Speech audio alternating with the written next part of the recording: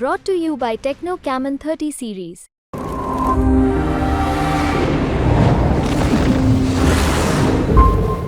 इस वक्त हम लोग आज तक के पटना स्टूडियो में हैं और हमारे साथ हैं विकासशील इंसान पार्टी के मुकेश सहनी। स्वागत है आपका मुकेश जी। नमस्कार। पिछली दफा आपसे मुलाकात हुई थी, आप गृह मंत्री अमित शाह जी के चौपर में थे। जी हाँ। इस दफा मुलाकात हुई, आप तेजस्वी यादव के चौपर में थे। जी।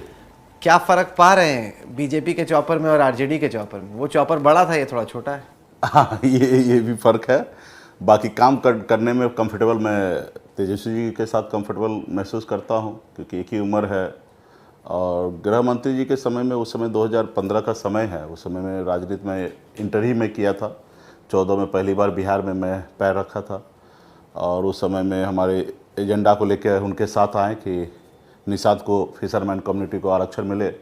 उस समय में उन्होंने एग्री भी किया था कि हम आपको मदद करेंगे, सरकार हमारी है, दिल्ली में आप अभी बिहार में मदद कीजिए, हम दिल्ली में आपकी मदद करेंगे। और इसी उद्देश्य से हमने उनके साथ दिया था और बिहार में हम लोग उनको काफ़ी मदद किया। खैर, बिहार में उनकी सरकार नहीं बना। उसके बाद जो हमसे वादा किए उस पर वो खरा नहीं उतरे। फिर हम लोगों ने काफ़ी संघर्ष किया, अकेले रहकर। कौन सा वादा जो पूरा नहीं हुआ? आरक्षण को, कम्युनिटी को आरक्षण देना चाहते हैं। आरक्षण को लेके। पर ये बड़ी सीमित नहीं है आपकी राजनीति। आप अपने आप को सन ऑफ मल्ला कहते हैं, बस एक ही कम्युनिटी जात के इर्द गिर्द, तो आप ही कम्युनिटी के ही नेता बन के रह जाएंगे आप तो। नहीं, मैं तो यहाँ नेता बनने के लिए आया ही नहीं था।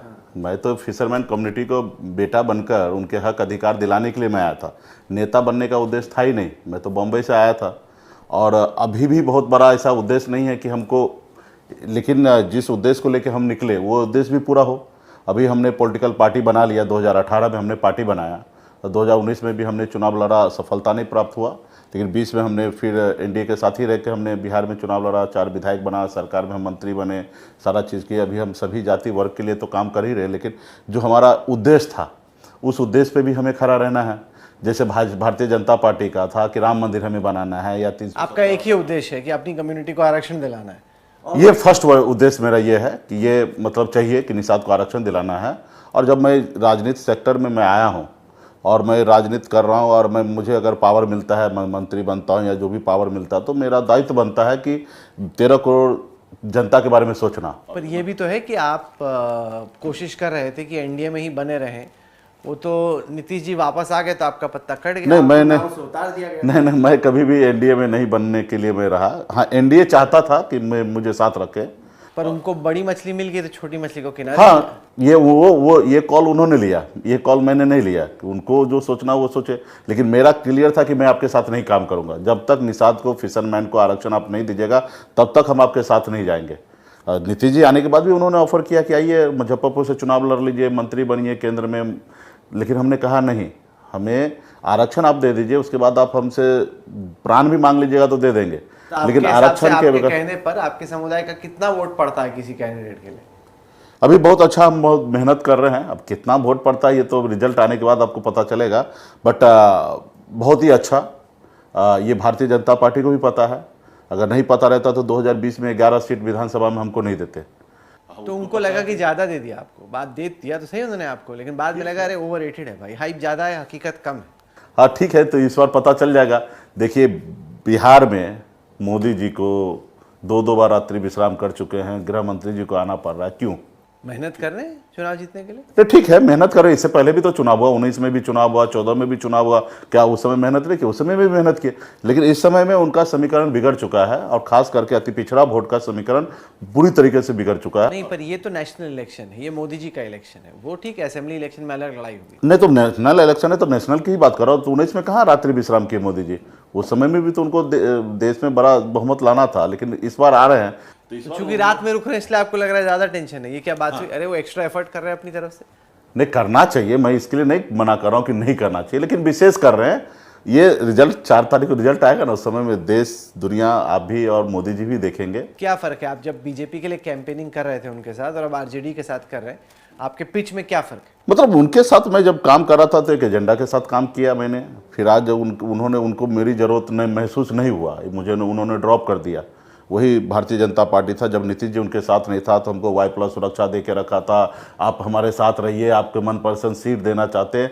आरक्षण के लिए भी उन्होंने हाँ बोल दिया था। ये दिसंबर महीना में लिखित में है आपके हाँ लिखित में है, मेरे पास पेपर है, आपको व्हाट्सअप कर देता हूँ। गृह मंत्री जी को हमने लेटर दिया, जो प्रक्रिया वो चालू हुआ। गृह मंत्री जी भी कहे कि जो शीतकालीन सत्र आएगा उसको हम पटल में लाएंगे, सरकार की तरफ से वादा किया जाएगा कि हम आरक्षण करेंगे, नेक्स्ट सरकार जैसे बनेगा तो आरक्षण लागू कर देंगे। यहाँ तक बात बन गया था। सीट के लिए भी अच्छा खासा सीट देने के लिए मन बना लिए थे। रहा उसके बाद निश्चित तौर पर नीतीश जी को ले लिए, बड़ी मछली को ले लिए, तो उनको लगा कि मुकेश सहनी की ज़रूरत नहीं है, तो हमको उन्होंने ड्रॉप कर दिया और आरक्षण नहीं किए। तो हमने भी उनके साथ नहीं गए। हमारा आरक्षण दे देते, हमको सीट नहीं भी देते तो भी मैं उनके साथ काम कर देता उनका, क्योंकि मैं ये मानता कि हमारे समुदाय के लिए उन्होंने उपकार किया। उन्होंने नहीं किया, निर्णय उन्होंने ही लिया। और फिर हमने इंडिया गठबंधन के साथ हम 2019 में भी चुनाव लड़े थे और अभी 24 में भी साथ तो अभी क्या समीकरण दिख रहे हैं आपको? क्या लग रहा है कि कितनी सीटें आएंगी, कैसा सिचुएशन है? सिचुएशन देखिए, हम लोग बिहार में मजबूती से लड़ाई लड़ रहे हैं और मैं कोई आज दावा नहीं कर सकता हूँ ऐसे गठबंधन के नाते, तो हम तो दावा करेंगे 40 के 40 सीट जीत रहे हैं।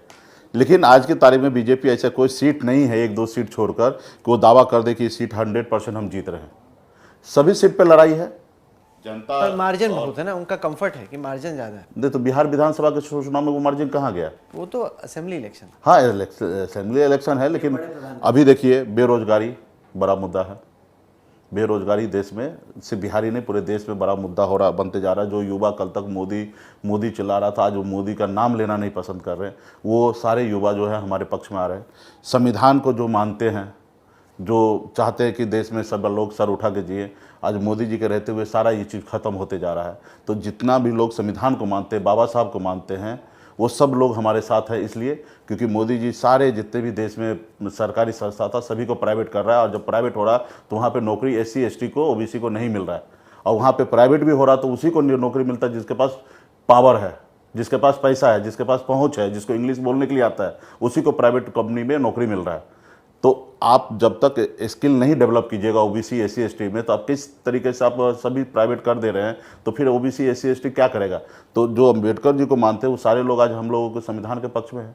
उसके बाद कास्ट जो है देश लेवल पे हर जगह का कास्ट की राजनीति एक अपना है, उसको डिनाई नहीं कर सकते। अगर कोई फिशरमैन मल्लाह का बेटा को नहीं पसंद करता तो मोदी जी को क्यों पसंद करेगा? मतलब ये पूरे देश की, मराठा अगर बाला साहब ठाकरे जी को अगर नहीं पसंद करता तो मोदी जी को क्यों पसंद करेगा? अगर यादव अगर तेजस्वी जी को पसंद नहीं करता तो मोदी जी को क्यों पसंद करेगा? तो उसी तरीके से कास्ट राजनीति है। तो यहाँ पे जिस तरीके से हम लोगों का अति पिछड़ा का एक वोट है, और जिसमें जितना पिछले 10 सालों से हमने अपने समुदाय के लिए, अति पिछड़ा के लिए जो मैं काम कर रहा हूँ, तो उसके नाते आज कौन फिशरमैन का आवाज़ उठा रहा है कि मेरे को आरक्षण ही चाहिए? आज हमारे यहाँ पे 10% पॉपुलेशन है, तकरीबन 1,30,00,000 का पॉपुलेशन है। यहाँ पे उनके लिए कोई भी आवाज़ नहीं उठा रहा, सिंगल मैं आवाज़ उठा रहा हूँ, तो वो मेरे साथ तो रहेंगे ही ना। चलिए, मुकेश सहनी साहब हमारे स्टूडियो आए, काफ़ी प्रचार में आप मसरूफ़ हैं, उसमें आपने वक्त निकाला, हमारे लिए बहुत बहुत शुक्रिया। बहुत बहुत थैंक यू।